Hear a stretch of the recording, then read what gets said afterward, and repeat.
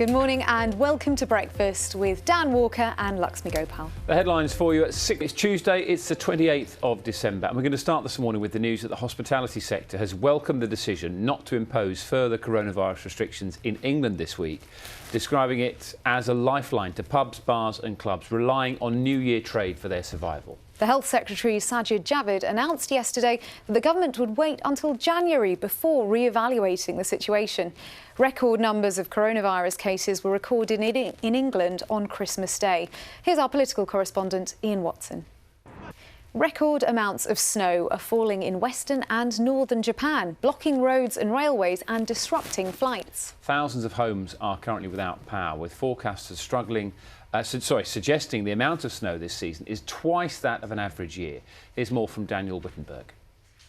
Let's have a look at some of the front pages of the papers for you and sides of papers for you. Have you seen this? The Beckhams put this on Instagram yesterday, so, over the Christmas period. This is a little... it's a good photographic technique. It is. You know, I can't even get served at a bar without being on tiptoes, or maybe even stilts, I need. I wasn't being heightist. I was just saying that... That's Good. Yeah, good for you, David Beckham. I think that's the way we should all do things. What have you got? Well, I've just got this. It's a beautiful picture. I don't know if you can see this here. It's a visual in the distance. It was very mysterious. So no snow, but beautiful, beautiful misty scene there. Like Lord of the Rings. Superman comic bought for the equivalent of £1.50 in 1938 is going to go up for auction, and it is estimated to sell for £2 million. There are believed to be only 77 surviving copies of this comic, which had a print run of about 200,000, so it's one of the rarest comics out there.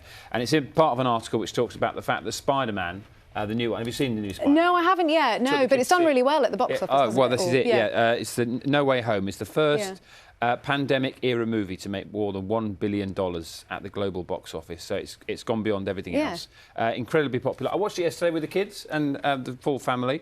Did my normal thing. Fell asleep in the middle. Missed a crucial 10 minutes when the Green Goblin was doing something. Oh dear! As long as you didn't start snoring through it, I didn't. Ruin it for everyone else. Just had a quiet moment in the middle of it, but I didn't miss the storyline. It's good actually. Oh, the kids enjoyed it. Yeah, and it's good Christmas. Maybe film. more than you did because they stayed awake during it. No, but you asked me anything about the middle bit. I can tell you anything. Okay. Should we get the weather? Yes, let's do that. Carol's with us all morning. Good morning to you, Carol. Good. 17. It's bonkers, isn't it? Yeah, it doesn't make sense at all. Well, on to our next story now. Australia have retained the Ashes, humiliating England in the third test in Melbourne. Yeah, I was hoping to be talking about it this morning, but it's already finished. Yeah, the overnight play lasted less than 90 minutes, and Australia now have a 3-0 lead in the 5-match series. Let's speak to our cricket correspondent. The honest assessment that England have just not been good enough in the entire series, losing by an innings and 14 runs, and that's it. Ashes over. 2 tests to go, but Australia have already won it. Brutal honesty, but, that's what we need. Well, let's get back to our top story now. And as we've been hearing, despite record numbers of COVID cases over Christmas, there'll be no new restrictions introduced in England before the new year. Well, let's have a look at this in more detail now. We're joined... John is with us this morning. We've just been speaking to the BBC cricket correspondent, Jonathan Agnew. Yeah. I was watching Chris Silverwood, the England cricket coach, this morning, saying there are some positives to take out of the Ashes. I'm struggling. What's he saying? Well, there aren't many. I mean, it was interesting hearing from Joe Root as well, because he obviously, inevitably, he's been asked about his future, and he's saying, look, it's far too early to be thinking about that now. They've still got 2 matches. Of course he's going to say that, and they have to try and produce some kind of performance to make this tour worthwhile, I guess, because when you think about Ashes and you think about cricket, this is the very pinnacle. This is the best. This is what you strive to play in. So for England to go there and play so meekly as they have done, it is embarrassing, isn't it? And they are going to have to play for some pride now, and I think that's the thing that Joe Root is going to be. It has inevitably. Yes, it does. Runs by England in that 3rd test of the Ashes series in Melbourne, so 3-0 down, and Australia obviously very much on top. They've won the Ashes, retained the Ashes, and England will be trying to play for some kind of pride. As you were saying, sort of trying to stress the slim positives that there are. Certainly not many. The rare silver lining that can be found But questions are going to be asked about, the preparation of this England team. We know that obviously going out there, the amount of, preparation, warm-up matches they were going to be able to play was limited anyway. They had kind of difficult conditions in the first instance with a lot of rain there in Brisbane before that first test, which obviously meant they couldn't get much match practice. But then seemingly everything that could have gone wrong has gone wrong. When you think about kind of team selection, you think about drop catches, you think about the poor batting performances. Yeah, and that's what John Hankey was talking about. It's more, you know, the deep-rooted problems are a lack of appreciation of the skills needed to last for 4 days. You know, it's all about one-day cricket. It's all about the short form of the game, and that the premium is no longer on technique to survive. And England just don't have that at the moment. This is it, and I think this is probably, you know, you know, when you're learning to play cricket from a very young age, you see the way that the game's evolved with kind of the shorter formats. Are you learning the basics at the right age? But it's entertaining. You know, exactly, and this is it, and this is where it's the sort of tipping point's gone. And, you know, Joe Root was saying in the aftermath of this defeat, actually, perhaps there needs to be a reset in Test cricket as well. There certainly was in kind of white ball cricket, the shorter formats, which has led to success there. Perhaps the same thing needs to come back in now with Test cricket to ensure that players are as prepared as they can be for when they go on and play at the very highest level. Because, you know, the county championship, which is the kind of breeding ground, you know, to go on and play at the highest level, they're not producing the players, and you're not being able to produce the performances on the as brutally honest as Aggers was. Yeah, it's frustrating. Not many smiles when it comes to the cricket this morning. But thank you very much. They could go out and win the next two. Yeah, there's that silver lining. Exactly. Yeah, never going to happen. Thanks, John. It's 6:27. Let's get some news, some travel and some weather wherever you're watching. See you in a moment. See you.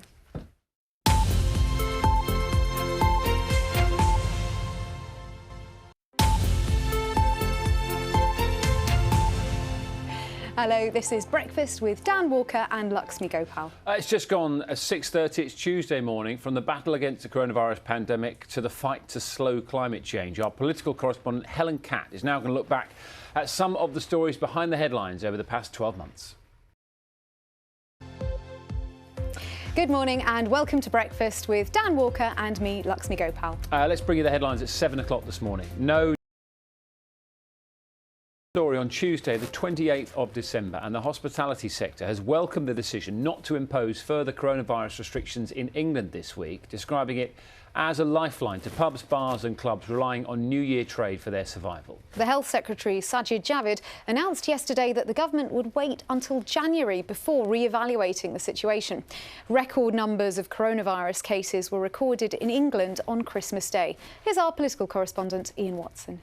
Match special commentator. He's still trying to smile. He's still trying to smile. Yeah, he was. He was bringing us bad news with a smile, the way to do it.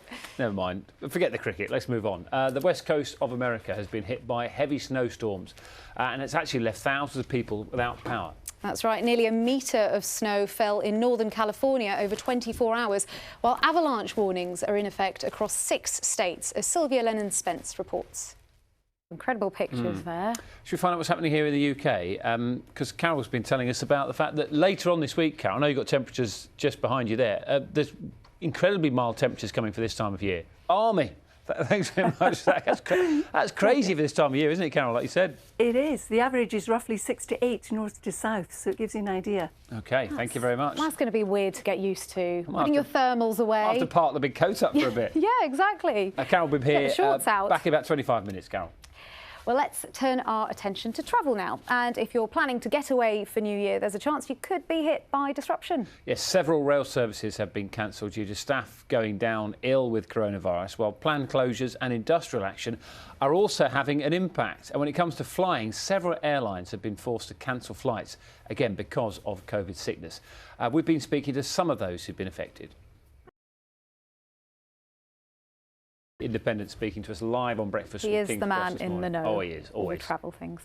You're watching BBC Breakfast. It's just past 7:20. Now, the images of people desperately trying to board aircraft to flee Kabul earlier this year were some of the most harrowing of 2021. I'm sure you remember the ones I mean. Yeah, and since then, thousands of Afghans have settled here, trying to build a new life in the UK. Breakfast John Maguire has been to meet one of those families. It does remain one of the stories of the year, doesn't it? It seems like it happened such a long time ago. I know, and it was only a few months ago, and those images, I think, will stay with me for a while, just seeing everyone clinging to the aircraft. It is really harrowing. Well, time now to get the news, travel and weather wherever you are.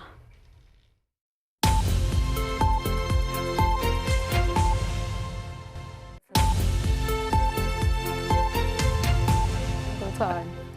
Good morning, this is Breakfast with Dan Walker and me, Luxmy Gopal. Now, if you're waking up and you're thinking, do you know what? I wonder what's happening in the cricket. Well, John is here. Just go back to sleep, go back to bed, ignore it all. Fill don't you pay in any on the attention. misery. Oh, the misery goes on, Dan. I mean, It's just been, it's hard to, describe it anything but a catalogue of errors, I think, from start to finish. You kind of think about the poor preparation, the team selection, there's been the poor batting performances. I think England bowlers have fared reasonably well at times. James Anderson yesterday certainly giving giving England something in this test in Melbourne, which they had to win to at least take it through to the final 2 matches of the series. But, it fell apart, in about an hour and a half, really, less than that this morning. There were some hopes, though, it's fair to say, with manager Ralph Rangnick, aside of the sort of task in hand for him at the moment, as it is, I guess, for Joe Root and, the England setup, and they will be desperately searching for answers now. But you kind of feel so far away from home now, with the disappointment, 3 crushing defeats, and then, of course... Stop bringing us misery, John. I know. Just stop talking. Just a slice of reality. But we like our reality with a little bit more sugar coating, please. Yeah. Thanks, John. Well, not thank you, actually. I'll try. Yeah, no thanks. No thanks, Some John. sprigs of joy a little later on. Yes, please do. We'll hold you to that. Now, the past 12 months have once again been shaped by the global fight against the pandemic and climate change. But 2021 also saw a renewed focus on space exploration. And the BBC's science correspondent Palab Ghosh has this analysis of the year. Good morning and welcome to Breakfast with Dan Walker and me, Luxmy Gopal. It's 8 o'clock. These are the headlines on this Tuesday morning. England... Good morning, it's Tuesday, it's the 28th of December, and we're going to start this morning with the Ashes because England have lost the series after they were thumped by... Oh, hello. Where have you gone, Dan? I'm not there, I'm here. Hello. Thumped by Australia in the 3rd Test in Melbourne. It was that bad we thought we you just disappeared. You're like, no show for me. Well, the 3rd day's play lasted less than 90 minutes and England 3-0 down with just 2 tests remaining. Our sports correspondent Jo Wilson was watching.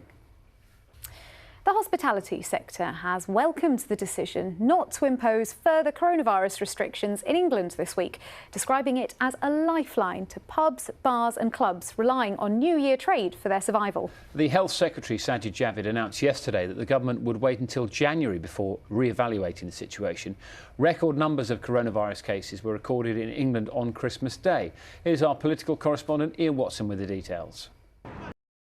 And we'll be talking about that a little bit later in the programme for you as well this morning. Absolutely. But first of all, let's have a look at the weather with Carol. Carol, 17 degrees. Heat wave. Oh, thank you very much for that, Carol. See you a bit later.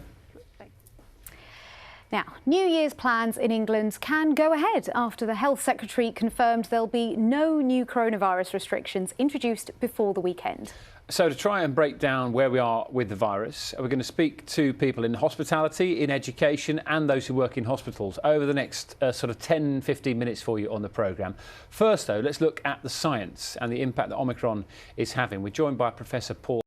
School and college leaders. So, yeah, a time of uncertainty still. Yeah, I hope that's given you plenty of information on this Tuesday morning. Right now, it's time to get the news of travel and the weather wherever you are, and we'll see you for the national headlines in just a couple of minutes. See you.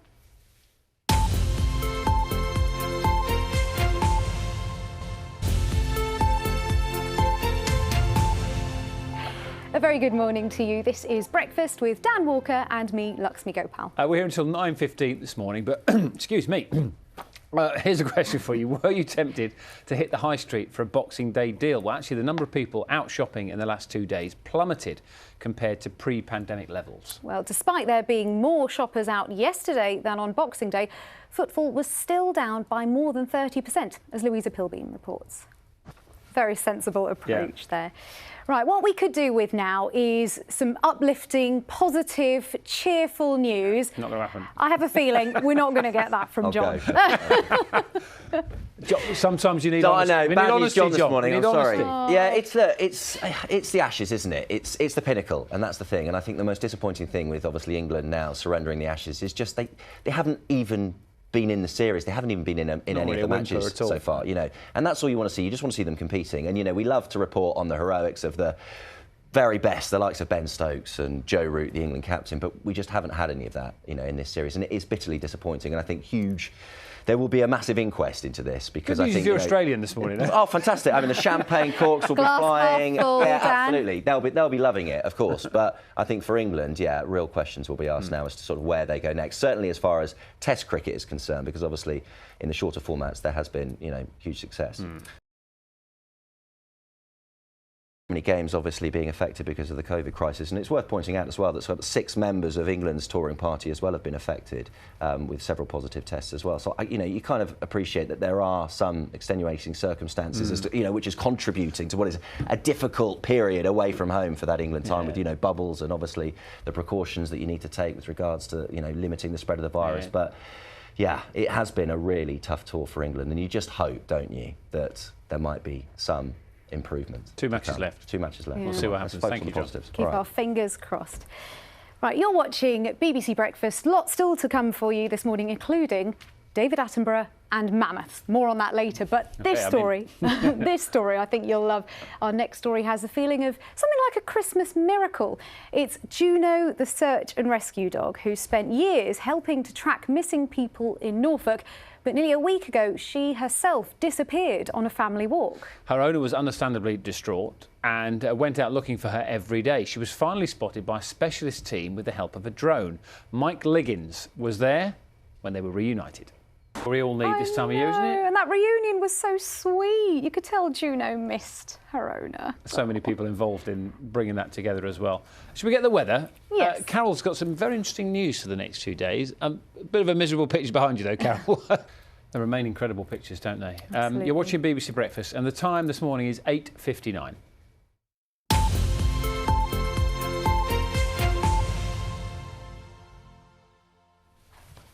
Hope you're having a lovely morning. We're with you until 9:15. But first, England have lost the Ashes after they were thumped by Australia in the 3rd test in Melbourne. It was gruesome this morning. The 3rd day's play lasted less than 90 minutes, and England are now 3-0 down in the series with just 2 tests left. Our sports correspondent Jo Wilson was watching. A little bit grim, isn't it? Oh, cricket? Grim and gruesome. Let's bring you some other news this morning. The hospitality sector has welcomed the decision not to impose further coronavirus restrictions in England this week, describing it as a lifeline to pubs, bars and clubs who are relying on New Year trade to survive. The Health Secretary Sajid Javid announced yesterday that the government would wait until January before re-evaluating the situation. Record numbers of coronavirus cases were recorded in England on Christmas Day. Let's speak now to our political... On to one of our other top stories today. The west coast of America has been hit by heavy snowstorms, leaving thousands of people without power. Nearly a metre of snow fell in northern California over 24 hours, while avalanche warnings are in effect across 6 states. As Sylvia Lennon-Spence can explain. Never gone to work like that, have you ever? No, that would be a nice way of commuting, Yeah, though. I'd probably break my ankles doing it, but still, it'd be fun. Be positive, Luxmy. Sorry. We'll be back in a moment talking about Mammoths and David Attenborough, but first, let's have a brief last look at the headlines wherever you are this morning.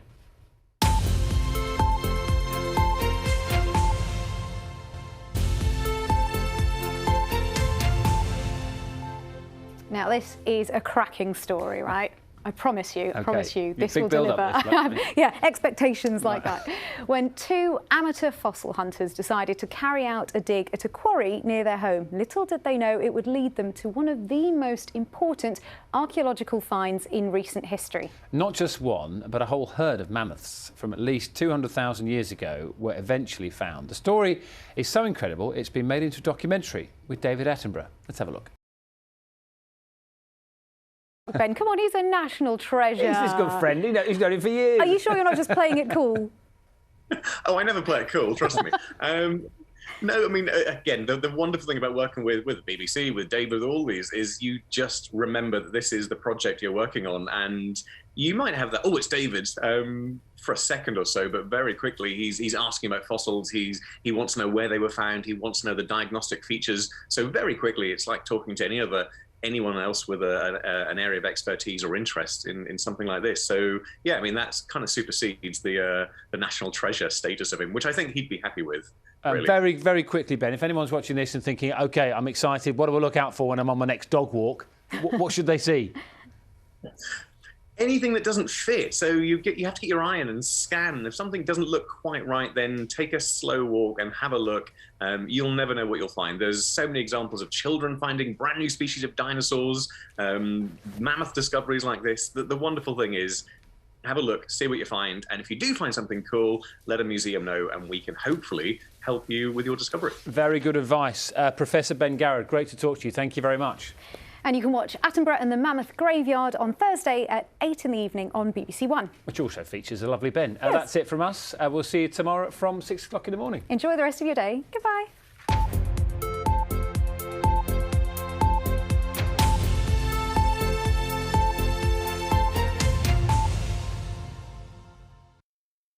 Professor Ben Garrett, great to talk to you. Thank you very much.